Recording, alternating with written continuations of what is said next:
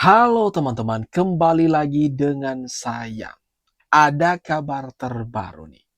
Ahmad Khozinuddin saking ketakutannya dilaporin oleh Bang Egy Sujana sampai-sampai nih. Dia ini berusaha berlindung di balik kata rakyat. Dan tak lupa lagi-lagi menyalahkan Bapak Jokowi. Ini dia videonya teman-teman. Mari kita tonton sampai habis. Ini adalah follow up dari rencana jahat Joko Widodo kubu Solo untuk memecah belah. Saya merasa dizolimi dan kasih. Saya berjuang membela rakyat, melawan kezaliman, membongkar ijazah palsu, melawan kebohongan Jokowi. Tiba-tiba ke dalam perjuangan itu saya justru dilaporkan oleh orang yang ngaku dia sekjen TPUA, ketua TPUA. Saya tidak terima. Dunia akhirat saya tidak terima. Waduh, ini gimana teman-teman? Tahu kan pernyataan Ahmad Khozinuddin ini? Kan yang terbaru, Bang Egy Sujana nih bersama Damai Hari Lubis melaporkan ini orang bersama Roy Suryo. Dan responnya apa teman-teman? Bukannya introspeksi diri, malah mencoba berlindung di balik kata rakyat dan lagi-lagi menyalahkan Bapak Jokowi. Harapannya apa nih teman-teman terhadap pengacara Ahmad Khozinuddin ini? Pantas kan dia ini masuk boy atau gimana? Tapi tadi karena badan saya itu kecil, ntar dikira tuyul. Padahal kemarin ada 2 tuyul yang menghadap Jimmy Frit. Roy Suryo kan menyampaikan ada 2 orang tuyul menemui ke Solo tuh Jin Iprit, ya kan? Ini kan jahat kali. Jin Iprit tuh orang paling jahat loh. Jadi nanti kalau saya nggak salah, ya itu tim-tim dari Solo akan turun untuk buat laporan. Nah, Roy Suryo ini dia punya kelemahan. Nanti saya bongkar nggak enak, ya. Tolonglah jaga etika, jaga moral. Kau bersama Egy Sujana, nggak pernah kami bersama kamu. Kami cuma minta sebagai saksi ahli. Setelah itu clear, nggak ada urusan dengan kamu. Kamu kan yang melanjutkan S1 itu. Kalau nggak ada Bang Egy, kenapa kalian jalan sendiri? Sekarang Bang Egy yang kalian seret-seret.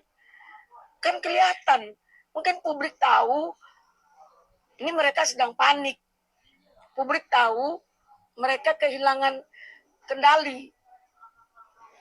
Lihat, benar pun mereka karena cara gesturnya mengejek-ngejek seperti itu, orang jadi nggak srek. Betul. Ya, lihat Roy Suryo. Kalian lakukan. Kalau kalian meninggalkan Bang Egy, tinggalkan. Kami sudah mencari jalan masing-masing. Ya, kami nggak pernah ada urusan dengan Roy Suryo, Tipa dan Rismon. Ya, ini atas nama klien saya ya, tolong jangan ungkit-ungkit Bang Egy. Tengok Rismon, dia nggak pernah hina-hina Egy, ya. Terus kalau kalian mampu jalani, kalau enggak berkacalah, bercerminlah. Ini makin seru teman-teman. Sesama kubu yang sebelumnya kan mereka ini kompak, sekarang sudah mencuat dan meledak ke publik. Mereka saling serang.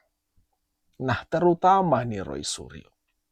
Kalau Bang Egy Sujana kan sudah menemui Bapak Jokowi di kediamannya di Solo.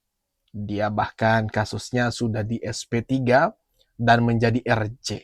Sedangkan nasib Roy Suryo CS, terutama nih trio RRT.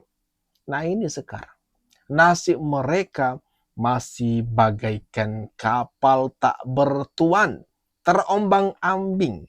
Dan sebentar lagi, ini takutnya cemasnya mereka, paniknya mereka, kalau sampai masuk jeruji besi. Ini buat masyarakat Indonesia. Peradilan nanti ini adalah peradilan sangat mudah. Ya. Karena UGM tidak pernah menyatakan ijazah ini palsu. Betul. Sedangkan lembaga yang berwenang menyatakan legalitas daripada ijazah itu menyatakan asli. Seandainya ijazah dipalsu, orang pertama yang melaporkan itu adalah UGM. Nah, itu. Nah, mereka hanya karena berdasarkan unggahan tanpa memiliki ijazah asli pembanding maupun tidak memiliki legal standing, mereka hanya tujuan untuk mempermalukan. Dari awal saya katakan ini motif ekonomi. Masyarakat perlu ketahui persidangan ini sebenarnya nggak perlu panjang-panjang. Harusnya mereka nggak usah tanpa persidangan di penjara aja sesuai tuntutan maksimal 5 tahun. Kenapa? Karena mereka tidak, ya kan, waktu kita gugat di perdata kan melibatkan termasuk Pak Jokowi juga termasuk turut tergugat, kemudian UGM, Kapolri, tapi mereka nggak hadir, Roy Suryo. Kenapa? Tujuannya adalah untuk mempermalukan. Nah, mudah-mudahan Polda Metro Jaya segera menahan agar mereka tidak banyak ngomong lagi. Karena selama mereka tidak ditahan, sampai sekarang Egy Sujana aja kemarin minta maaf masih ngoceh-ngoceh. Tapi saya yakin apa yang dilakukan Egy Sujana, dia malu menyangkut harga dirinya dia. Ya udahlah, tapi yang penting Egy Sujana datang ke Solo, minta maaf, kau 100-0 menang Andi Aswan. Nah, ini gimana nih teman-teman? Kalau menurut kalian, seberapa setuju nih kalian? Kalau trio RRT, Rismon, Roy Suryo, dan Tifa segera dipenjara. Kalau kata Bang Farhad Abbas tadi, ini sebenarnya kasus ini mudah sekali. Dan ini nasib mereka. Dan mereka Tifa, Roy Suryo, Rismon, ini mudah sekali masuk penjara nih mereka sebenarnya. Nah, gimana nih teman-teman? Kalau menurut pendapat kalian, coba dah komen-komen di bawah. Tapi setelah keluar dari barisan justru melaporkan kami berdua. Jadi saya naik pangkat. Kalau tadinya hanya lawyer, sekarang juga terlapor. Gembira ya. Itu berarti saya diberi kesempatan oleh Allah dapat pahala lebih besar. Tapi meskipun begitu nggak akan melebihi pahala yang sudah duluan jadi terlapor gitu. Jadi jangan dianggap naik kelas jadi pejuang. Enggak, sebelum juga udah berjuang. Cuman level perjuangannya naik. Ya, gitu. Jadi dalam perjuangan itu segala sesuatu itu kita nikmati, kita sikapi dengan kebahagiaan. Jadi kulukum khair, ya, semuanya baik bagi para pejuang ya. Mau status lawyer, status terlapor, bahkan beliau status tersangka, semuanya baik. Perjuangan.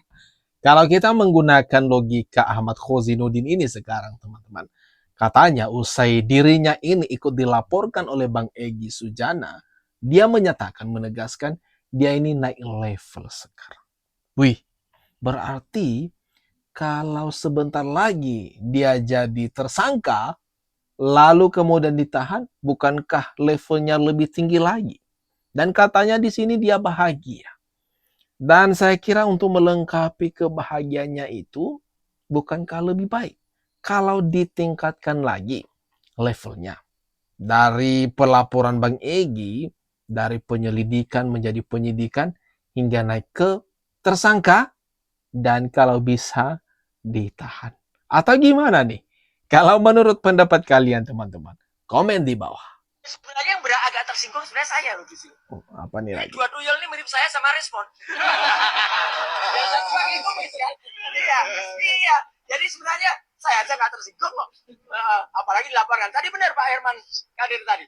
Ya, coba kita cari di KUHP atau di KUHP. Ada nggak kata-kata tuyul itu?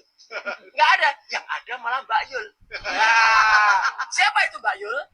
Dan sebenarnya yang agak Roy Suryo. Pernyataan Roy Suryo barusan ini teman-teman. Yang ngaku sendiri dia berkata, kalau sebenarnya digambar itu dia mirip tuyul. Jadi nggak usah marah-marah, nggak usah ngambek-ngambek ya. Kalau di kemudian hari ada pendukung Bapak Jokowi yang mengatakan kalau Roy Suryo itu mirip tuyul. Dia sendiri yang ngaku di sini loh. Dua tuyul yang di dalam gambar itu sangat mirip Roy dan Rismon. Bahkan sampai nih, dia membawa-bawa nama Rismon. Aduh, ini gimana nih teman-teman? Roy Suryo ini untuk membela diri, niatnya membela diri, menyelamatkan diri. Tapi udah terlanjur keluar ini kata-katanya. Dia mengatakan dia mirip tuyul. Aduh. Gimana menurut pendapat kalian teman-teman? atas apa yang barusan saja kita tonton ini, kita bahas ini, kita lihat bersama. Jangan lupa teman-teman, tinggalkan komentar terbaikmu. Mari kita ramaikan kolom komentar di bawah ini.